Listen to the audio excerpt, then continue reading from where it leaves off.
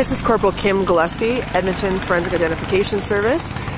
It's the 30th day of July, 2009, time 9:07 a.m. I'm at number 73, 2131 Oak Street, Sherwood Park, Alberta, for file number 2009-849658.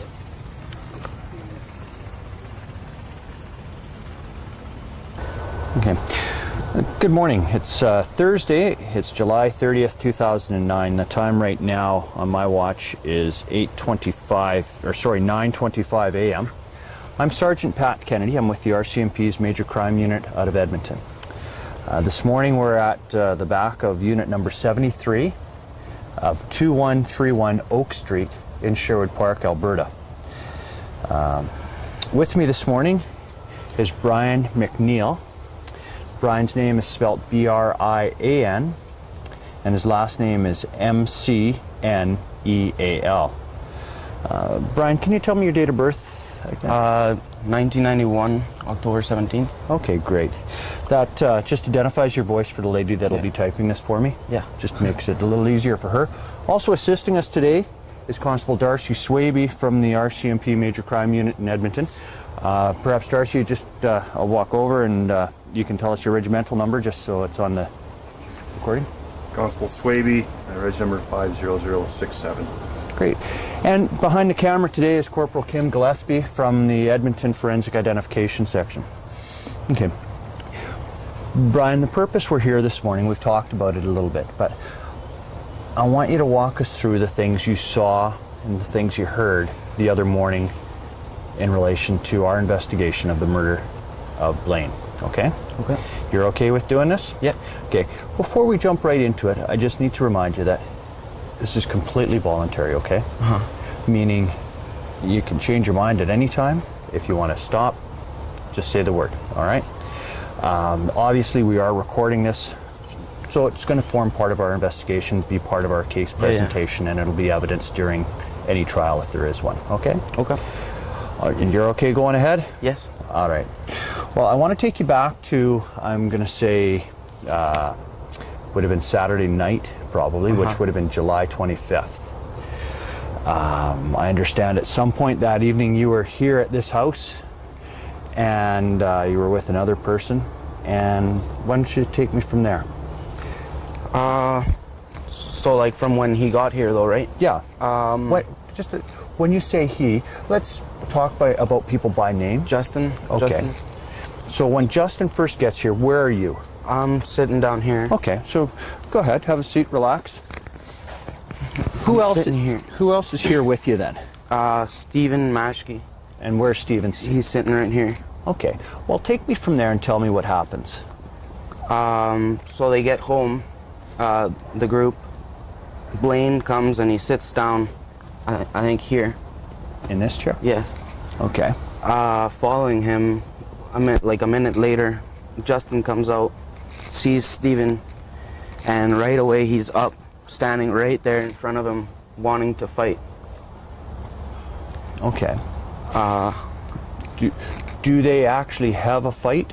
No, nothing, no, not at all, like, because Blaine stood up too, and I stood up, and, you know, saying, you know, calm down, calm down.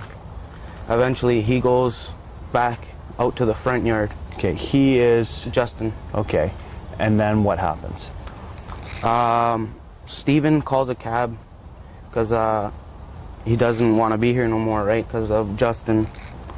So, and Blaine takes off after Justin to go talk to him, and he's talking to him, to tell him, calm down, you know, it's not his fault, it was your girlfriend's fault. And so I get up and I go outside too. Yeah. And he's still freaking out, right? I come back and sit down with Maschke for the last minutes he's here. And finally he decides to take off. So, and Blaine comes back. Okay.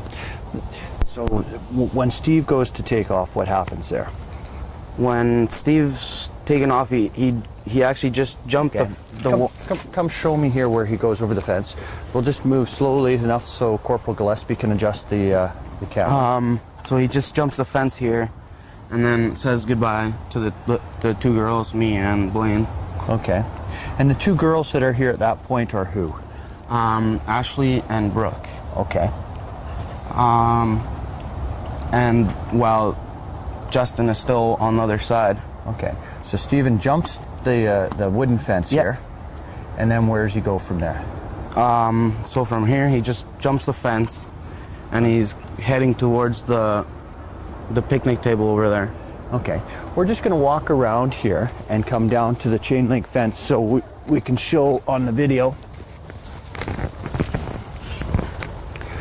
Again, so he comes over the wooden fence, comes to the chain link fence. Jumps the fence. Okay, and just show me the direction he goes here. And he just walks kind of straight towards the picnic table beside the tree there. Okay. And we're sitting down with Blaine, right? Okay. And I happen to just look over, and Justin is halfway through the field. Okay, where did Justin come from? He didn't come through the back, so he must have gone around. Okay. So he's about halfway through the field. I had noticed him from inside, and I said, "Hey, Blaine, look, he's going after Steve." Next thing you know, Blaine is almost over there, and I'm still jumping the fence. And they're on the other side of that tree, on the sidewalk, and they're just arguing like they're gonna fight. So I get there, and they're arguing. The cab gets there, and I told Steve, take off, so there's no problem, So he takes off, and we're walking back, and Blaine is saying, take off, we don't want you here, you're fighting. Who is he saying that to? To Justin. Okay. So like the whole way back, the whole walk back, we were saying, hey, get out of here, we don't want you here no more, you can't be friends. And he says, no, I'm not leaving. And he come with us, and he jumped the fence, and he came in, and we were telling him, get out. At that point, Ashley and Brooke were also telling him, get out. So, well, let's go back, and we'll come around.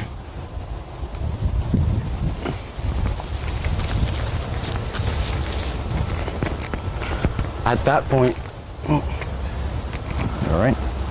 At that point, so Blaine's still kind of telling him, like, don't go in the house, leave. So he goes after him, and I think Justin goes out towards the front door, and Blaine grabs a knife from the kitchen and says, get out of here. And Justin goes outside the front door, and so Blaine comes back, sits down right here. Okay, so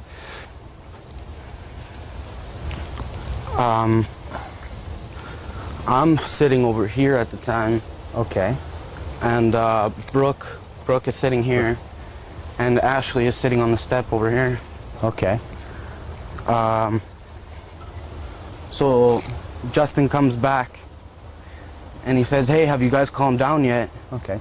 Let's bring Darcy into this, and you can place Darcy where Justin would have been. He wouldn't come out of the door, so he was just still in the door, yeah. He would just have the door open. Okay.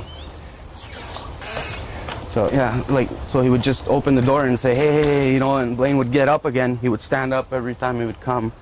He'd stand up and say, hey, get out of here. Okay.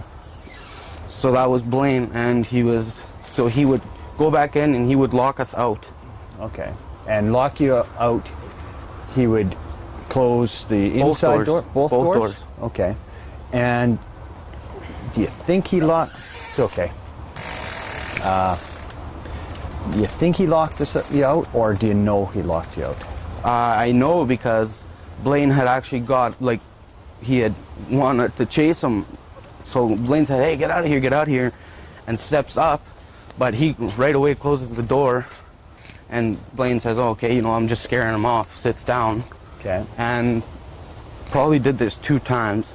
Okay. And third time he goes So he says, hey, calm down, I'm not leaving, I'm not leaving. And Blaine gets up again with the knife. And Blaine hadn't been holding the knife the whole time. Like, he would set it down, and then if he'd come, he'd grab it again. When he set it down, where would he set it down? Right here. Just down in here. And he would actually stab it into the ground, you know, like. And so, third time Justin comes around, he actually went inside, and he was standing inside the door with the door closed, and he had a knife in his hand. Okay. In which hand? It must have been in his right hand, because that's the only way I would have seen it from here, right? Oh. Okay. So. And how is he holding it? So he's grabbing it by the tip. Okay. Instead of holding it by the handle and the blade over here, he was grabbing it by the tip of the blade, like this. And you've got it between your index finger and your thumb. Is that how he was holding it? I'm positive. I think that's the way he was grabbing it. Okay. Much like, okay. Finally, he says, you know, Blaine says, get out of here, but he has a knife too. Okay. And he says, tell me one more time. Who says that? He had the door open a little bit by then. Justin says, tell me one more time to leave. And so I'm standing up at this point. Okay. Where's Blaine now? Blaine is standing up probably right here. Right here? Yes. Okay. And I'm standing here. And then what happens? Justin says, tell me one more time. And Blaine says, get out of here. And he just kind of like fling the door open and then threw the knife. Yeah. Okay. So he throws it. Then what happens? Then Blaine just like noticed it, and he pulled it out, and it hit the girl sitting down, Ashley. Okay. Hit her in the hand. Okay. And he was like, oh my God, I've been stabbed. Call the police, Brooke. And he took 2 steps back. Okay. Backwards, sideways? Like this way. I don't like that. And then he kind of just fell over into this position. I remember he just took 2 steps back, and he just kind of stumbled sideways. Okay. So when he falls, does he fall face up, face down? Actually, this was like in here, and he had fallen into it and moved it out. Okay. But he had fallen like sideways, in like face first, almost. Okay. Like, and then I had flipped him over, right? Okay, so he falls face first in.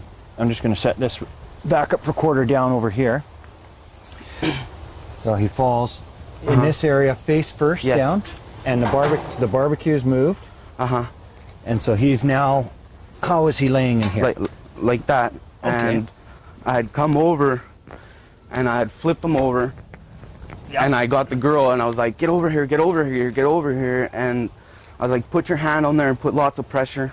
And at that point, I was here, you know, calling the police while she was here with him. Okay. And he was on his side.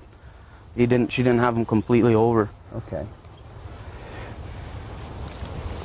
I'll just get up so I'm not in the shot. So while that's going on, what happens with Justin? Justin, as soon as he throws the knife, he runs out. Okay. Runs out the door. Does he close the inside door, or he just lets the screen door close and he's booking out of here? Yeah. Okay. And Ashley was still sitting there freaking out because she had gotten a cut. She didn't know how deep it was or anything. Okay. So I had run over and I said, hey, calm down, let me see your cut. And I was like, no, it's fine, you're okay, you know. And I think I had called the police, but I hadn't like been holding it up to my phone, and I'd run inside, and I woke up the one older guy. Yeah. He was downstairs sleeping. He must have fell asleep watching a movie. And I was, wake up. And when I was coming out, like, I could hear somebody on my phone. And I was like, yeah. But by that time, the older guy was out here. And I was like, hey, what's the address, right? And that's 2-3 minutes later, the police are here. Okay.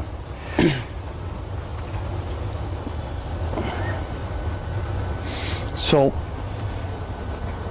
as best as you recall, this is the area that Blaine is standing in. Maybe a little bit back.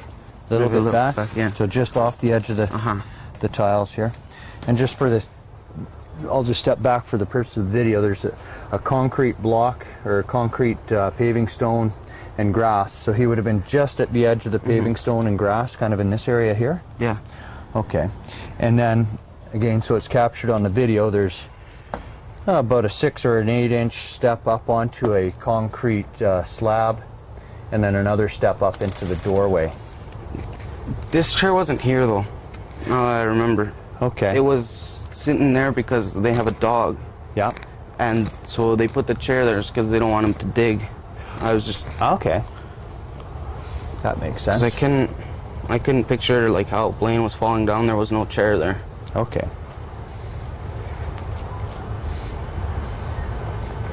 Yeah. And do you recall from that night, what was Blaine dressed like?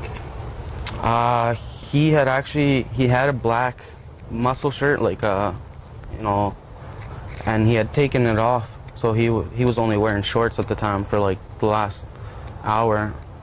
Okay. And Justin, what was Justin wearing? Justin was wearing a long white t-shirt. It would come down to about here. And jeans, really baggy, like all gangster. Okay. And yourself, what were you wearing?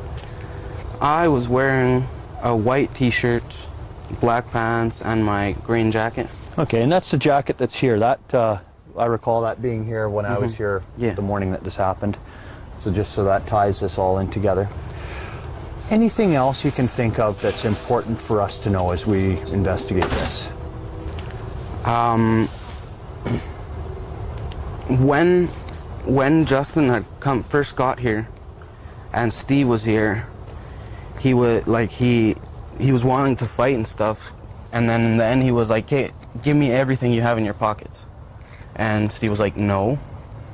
And he says, "Yeah, or I'm gonna beat the shit out of you. Give me all your stuff in your pockets. I want it all." And Steve was like, "No." And then, you know, me and Blaine got up there and like, "No, he's not giving you anything." Okay. When Steve was on the other side of the fence, like saying goodbye, Justin was still. He had come to the door, and he had said, "You know, I'm gonna get you back one day, you know, or I'm gonna have sex with any girlfriend that you have. Okay. And I'm gonna pay this back, you know, like." I don't think we've actually said it in this part of our discussions, but that was the root issue between Stephen and Justin was some infidelity involving a girlfriend. Okay. Darcy, just by being kind of an observer, anything you can think of to add? I don't think so. Just to confirm, one girl sitting here, like right on the edge? Well, kind of like right here, you know. Okay. Yeah. And that was Ashley? And that was Ashley, and Brooke was kind of like, you know, close. And Blaine was sitting right beside Brooke, right, because it's his girlfriend. Okay. No, I don't think so. And the high sign from behind the camera that there's nothing there. Okay, and I have nothing else. So the time I have is 8:43 a.m. And that's going to be, let me rephrase that. I got to get a better watch. It's 9:43 a.m. It's my dad's watch. It's an issue. Anyway, it's 9:43 a.m. Brian, thank you very much. And that's going to conclude this portion of our recordings.